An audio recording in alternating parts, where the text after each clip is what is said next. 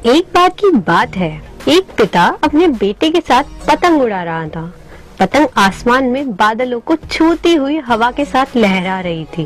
कुछ समय बाद बेटा पिता से बोला, पापा, पतंग धागे की वजह से ऊपर नहीं जा पा रही।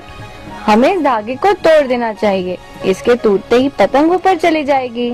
पिता ने तुरंत ही धागे को तोड़ दिया। पतंग धागे के साथ ऊपर जाने लगी, लेकिन थोड़ी ही देर बाद वो लहराकर नीचे आने लगी और दूर कहीं जाकर जमीन पे गिर गई। तभी बेटे ने पिता से पूछा, ऐसा क्यों हुआ? ये नीचे क्यों आ गई? उसके पिता ने उससे कहा, जिंदगी में हम जिस ऊंचाई पर हैं, वहाँ हमें अक्सर लगता है कि कुछ चीजें जिनसे हम बंधे हुए हैं, वे हमें जिंदगी की ऊंचाइयों को छूने से रोक रही है, जैसे माता, पिता, अनुशासन, परिवार आदि।